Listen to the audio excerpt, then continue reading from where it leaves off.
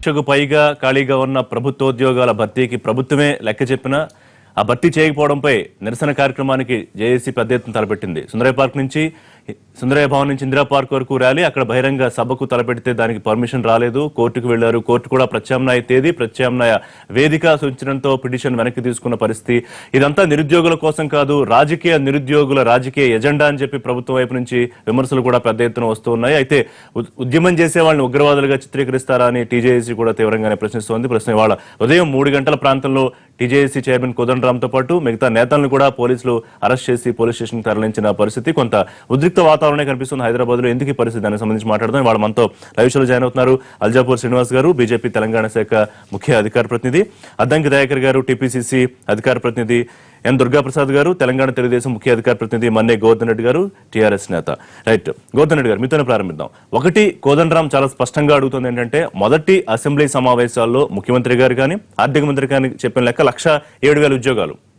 So దాని తర్వాత ఈ 2.5 ఏళ్లలో భర్తీ అయినవన్నీ మిగతా అవకాశం కూడా ఎందుకు భర్తీ చేయట్లేదు? దానికోసం ఒక ర్యాలీ తీస్తా ఉంటే నిరుద్యోగులు ప్రభుత్వానికి వచ్చిన ఇబ్బంది ఏంటి? దీని ఒక శాంతి భద్రతల సమస్యలుగా లేకపోతే ఏదో అసాంఘిక శక్తుల సమస్యలుగా ఎందుకు చిత్రీకరించే ప్రయత్నం చేశారు? ఇప్పుడు నిజంగా కూడా 107,000 ఉద్యోగాలు ఉన్నాయని చెప్పేసి ప్రభుత్వం కూడా ఉద్యమ సమయంలో చెప్పింది, గవర్నమెంట్ మేనిఫెస్టో పెట్టడం జరిగింది.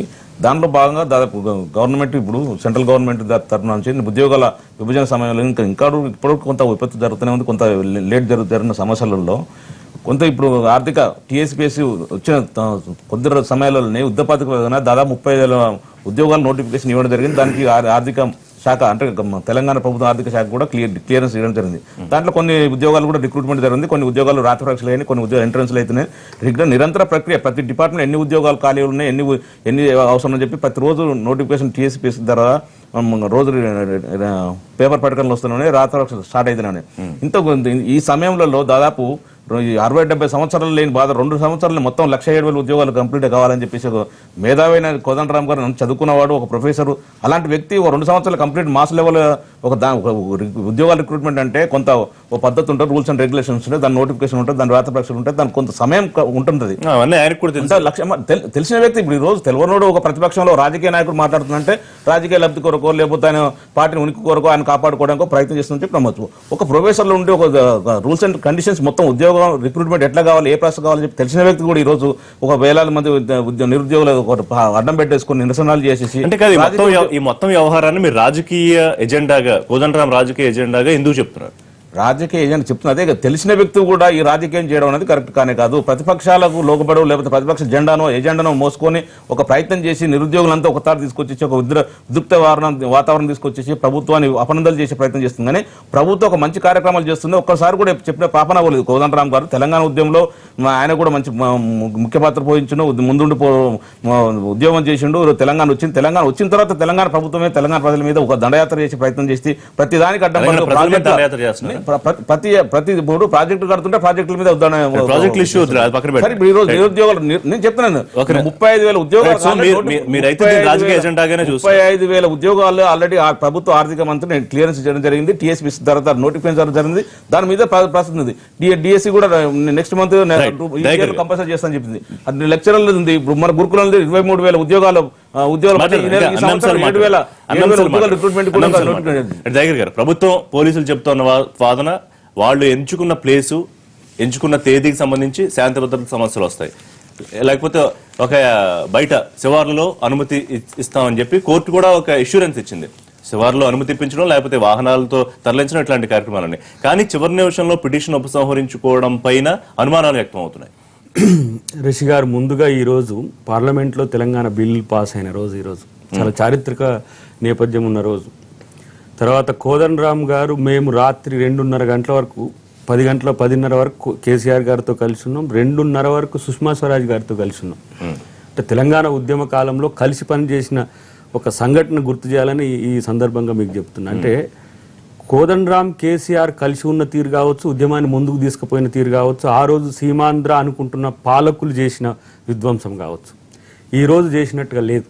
ఈరోజు ఎవరు mister DCP Ravinder and Ashok Reddy campus ఎవరైతే ఉన్నారో గుణపాలు తీసుకొని పోయి కిటికీలను బరద్దలు కొట్టి ఈరోజు అరెస్ట్ చేయాల్సిన అవసరం ఆ దరిద్రులకు ఎందుకు వచ్చిందో, ఆ సన్యాసులకు ఎందుకు వచ్చిందో ఆలోచించాల్సిన జరిగిందా డెఫినెట్ గా మీరు వైరల్ అవుతుంది. ఇప్పుడు చూడండి, చెప్తున్నాం ఈ రోజు జేఏసీ గాని తెలంగాణ సమాజం గాని నిరుద్యోగులకు బాసటగా ఉంటే మీరు సీమాంధ్ర పాలకులు కూడా కిరణ్ కుమార్ రెడ్డి కానీ రోషయ్య కానీ ఎవ్వరు కూడా ఇలాంటి ప్రతిఘటన ఎప్పుడు కూడా చేసిన పరిస్థితి లేదు.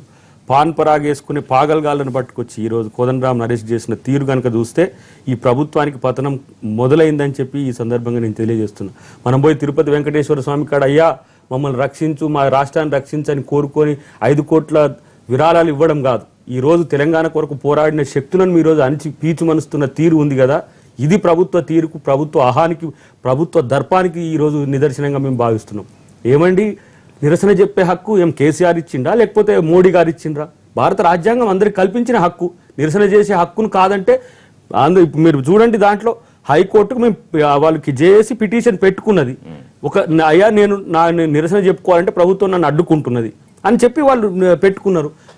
కోర్టు దగ్గర తీర్పు తమకు అనుకూలంగా లేకపోయినా లేకపోతే తమని కట్టడి చేసే విధంగా ఉంటే విరమించుకునే హక్కు పిటిషన్ దారుకు ఉంటది. అది రాజ్యాంగం కల్పించిన హక్కు.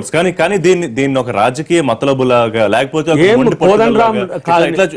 నేనేమంటున్నా, కేసీఆర్ పొడింగా ఆయన రాజకీయాలు చేయాలన్నా? ఎవడు రాజకీయాలు చేయొద్దా ఈ రాష్ట్రంలో?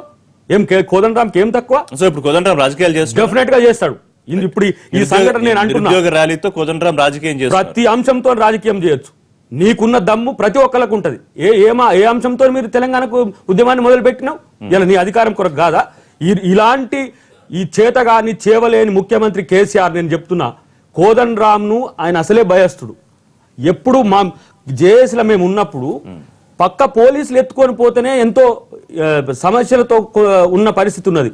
ఈ రోజు తలుపులు బద్దలు కొట్టు 1 గంట సేపు వాళ్ళు ఈ రోజు ఆలోచించుకోవాల్సిన అవసరం ఉంది. పోలీసులకు వ్యాన్లు ఇచ్చినప్పుడు, పోలీసులకు ఈ రోజు శాలరీస్ పెంచినప్పుడు ఏం జరుగుతుందో 3 సంవత్సరాల తర్వాత ప్రజాస్వామ్య తెలంగాణలో ఏమండి, తెలంగాణ జేఏసీ విధ్వంసకమైన కార్యాచరణ చేసిందా? ఏం ముఖ్యమంత్రిని ఎందుకు అరెస్ట్ చేయాలి? లేకపోతే ముఖ్యమంత్రి 31 కేసులలో ఉన్నాడు కదా, మొట్టమొదలుగా చేయాల్సింది ముఖ్యమంత్రిని, తర్వాత కోదండరాంని, తర్వాత మా అందరినీ కూడా, ఇక్కడ ఉన్న వాళ్ళందరినీ కూడా. పనికిరాని చేవలేని ఎవడో ఎజెండా ఇస్తే దాన్ని వ్యూహంగా మార్చుకొని ప్రభుత్వం ఇలాంటి చర్యలకు దిగజారితే భవిష్యత్తు తెలంగాణ ఎటుపోవాలని మీరు ఆలోచిస్తున్నారు. దుర్గాప్రసాద్ గారు, ఒకటి ప్రభుత్వం చెబుతున్న లెక్కలు ఇప్పటికే 30,000 పైచిలకు ఉద్యోగాలకి ఆర్థిక శాఖ అనుమతులు ఇచ్చింది. దాని భర్తీకి అంతా నోటిఫికేషన్ ఇవ్వడం జరుగుతుంది. ప్రైవేట్ పరిశ్రమలు ఇట్లాంటి సృష్టి ద్వారా 40,000 ఉద్యోగాలు క్రియేట్ చేయగలిగాం. అంటే 2.5 ఏళ్లలోనే మీరు ప్రభుత్వానికి తాటాకులు కడతారా? మీ ఎజెండా, మీ ఉద్దేశం ఏంటి? ప్రతిపక్షాల గుప్పిళ్లలో మీరు పనిచేస్తున్నారు, ఇట్లాంటి కామెంట్స్ చేస్తుంది గవర్నమెంట్. ఇవాళ నిరుద్యోగులు ఇంత అభద్రతకు గురి కావడానికి కారణం ప్రభుత్వం, ముఖ్యమంత్రి గారు సమైక్య రాష్ట్రంలో ఉద్యమ సమయంలో 2,40,000 ఉద్యోగాలు ఉన్నాయని చెప్పినాడు. ఉద్యమం కోసం చెప్పినాడు ఆ రోజు. తర్వాత రాష్ట్రం ఏర్పడిన తర్వాత 1,50,000 ఉద్యోగాలు ఉన్నాయని చెప్పినారు. ప్రభుత్వం వచ్చిన తర్వాత అసెంబ్లీ ఆన్ రికార్డ్ 1,05,000 నుంచి 7,000 ఉద్యోగాలు ఉన్నాయని చెప్పినారు. ఈ 3 కూడా టిఆర్ఎస్ ప్రభుత్వం ఆన్ రికార్డులో ఉన్నటువంటి ఇవి. ఇవాళ ముఖ్యమంత్రి గారు నిన్న అసెంబ్లీ సాక్షిగా ఏం చెప్పినారు? ఎందుకు ఇవాళ నిరుద్యోగులు ఈ ఎత్తున రోడ్డు మీదకి వస్తున్నారు? కోదండరాం గారిని పక్కన పెట్టండి, కోదండరాం గారు కాకపోతే వాళ్ళు స్వచ్ఛందంగా వస్తున్నారు పిల్లలు కూడా. ఇవాళ సమస్యని కోదండరాం గారిని ఇది కంప్లీట్ చేయండి. ముఖ్యమంత్రి గారు అసెంబ్లీ సాక్షిగా ఇంటికో ఉద్యోగం ఇస్తానని ఆనాడు చెప్పి నిన్న అసెంబ్లీలో ఏమే ఉద్యోగాలు ఎక్కడుంటాయి? 1,00,000 మంది 50,000 మంది డిఈడి బీఈడి చేసి వస్తే మేము ఎక్కడి నుంచి ఇవ్వాలి ఉద్యోగాలు? ఈ రాష్ట్రంలో ఉన్నదే 3 లక్షల ఉద్యోగాలు. ఈ ప్రభుత్వాలన్నీ ఎన్ని ఇచ్చినంటే, ఈ ప్రభుత్వాలు ఎన్ని ఇచ్చింది నీకు తెలియదా? గత ప్రభుత్వాల్లో లేవా? నువ్వు మేనిఫెస్టోలో పెట్టినావు, నీ ఉద్యమ సమయంలో చెప్పిన. నేనేమంటున్నంటే లేదు సాధ్యం కాదు. నేనేమంటున్నంటే మీరు ఇచ్చిన 1,05,000 ఉద్యోగాలకు గాను 32 నెలల కాలంలో, మీ పరిపాలన కాలంలో మీ టీఎస్పీఎస్సీ చైర్మన్ గారు ఇచ్చినటువంటి గవర్నర్కు నోట్ ఇచ్చిన దాంట్లో 6,000 ఉద్యోగాలు మేము ఇచ్చినామని చెప్పి ఆన్ రికార్డెడ్ గా చెప్పినారు. 1,07,000 ఉద్యోగాలు ఎక్కడ? 6,000 ఉద్యోగాలు. 32 నెలల కాలం అయింది. మీకున్నది 18 నెలల కాలం. మీరు కనీసం ఈ 18 నెలల కాలంలో మీరు నిరుద్యోగులకు ఉద్యోగాలు ఏ విధంగా ఇస్తారు? మీ ప్రణాళిక, మీ క్యాలెండర్ ఇవ్వమని అడుగుతా ఉన్నారు నిరుద్యోగులు. అది కాదు. ఇకపోతే వీళ్ళు ఏం ఉద్యోగాలు ఇచ్చారండి అంటే, ఈ రాష్ట్ర ప్రభుత్వం ఒక లెక్క తీసింది. ఏమి లెక్క తీసిందంటే, ఈ 31 జిల్లాల్లో ఉన్నటువంటి నిరుద్యోగులు వాళ్ళ జీవనోపాధికి వాళ్ళు చూసుకున్నటువంటి ఉద్యోగాలు, హాస్పిటల్లో, రెస్టారెంట్లో, హోటల్స్లో, బయట ప్రైవేట్ ఉద్యోగాలు చేసే వాళ్ళంత సంఖ్య తీసి ఇవాళ 60,000-70,000 ఉద్యోగాలు అని చెప్తున్నారు.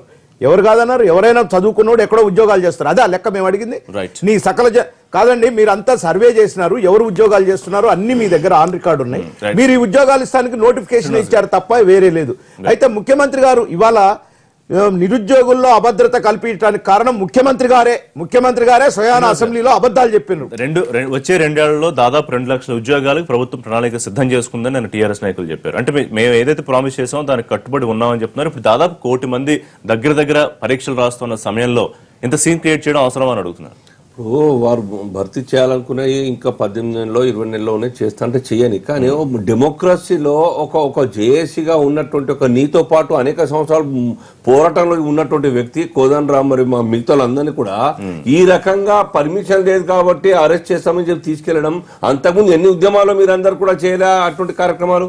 ఇవాళ పాత ట్రాక్ రికార్డ్ అంతా కూడా తీసుకొచ్చి ఆ రికార్డు ఎఫ్ఐఆర్లు ఉన్నాయి, ఛార్జ్ షీట్లు ఉన్నాయి కాబట్టి ఇది శాంతికి భంగం చేకూరుతా అని చెప్పి చేయడం అడ్వాన్స్ గా అరెస్ట్ చేయడం కరెక్ట్ కాదు.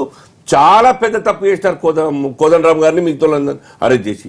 ఇవాళ తేనె తుట్టెను కదిపినట్టు ఇవాళ అనవసరంగా గెలికి సమస్యను కొని తెచ్చుకోవడం జరిగింది తప్ప ఇంకేం లేదు. ఈ డెమోక్రసీలో మీరు ఆశలు కల్పించినారు, మేము నీళ్లు ఇస్తాం, నిధులు ఇస్తాం, మరి ఉద్యోగాలు ఇస్తామని చెప్పేసి అన్ని చెప్పి ఇవాళ తెలంగాణ వచ్చిన తర్వాత ఆ పిల్లలకి మళ్ళీ అరెస్ట్ చేస్తా అంటే, ఆ పిల్లల మీద లాఠీ చార్జ్ చేస్తా అంటే, ఆ పిల్లల యొక్క జీవితాన్ని పాడైతే మీకు అందరికి ఎవరికి ఉద్యోగాలు రావు, ఈ యొక్క ర్యాలీలో పాల్గొంటే అని చెప్పి భయపెట్టిస్తే ఇదేం డెమోక్రసీ? ఈ రకంగా అసలు ఆ పాత గవర్నమెంట్స్ కి మీ గవర్నమెంట్ తేడా ఏమున్నది? మా రాష్ట్రం మా చేతుల్లో ఉంటే అన్ని సమస్యలు పరిష్కారం అయితే చెప్పినట్టు మీరు ఇవాళ మన రాష్ట్రం వచ్చిన తర్వాత ఈ యొక్క రాష్ట్రంలోనే నీ నాయకత్వంలో నీతోటి ఉన్నటువంటి పిల్లలకి ఈ విధంగా సమస్య కరెక్ట్ కాదు. ఇప్పటికైనా ఆలోచించాలి కేసీఆర్ గారు, ఇది మంచిది కాదు. డెమోక్రసీలో అందరికీ మరి ప్రొటెస్ట్ అధికారం ఉన్నది, ర్యాలీలు తీసేటువంటి అధికారం స్వేచ్ఛ ఉన్నది, ఉద్యోగాలు అడిగేటువంటి అధికారం ఉన్నది. అడిగే వాళ్ళని అరెస్ట్ చేస్తా అంటే ఇవాళ ఏం డెమోక్రసీ ఎంత అపాస్యం చేస్తుంది.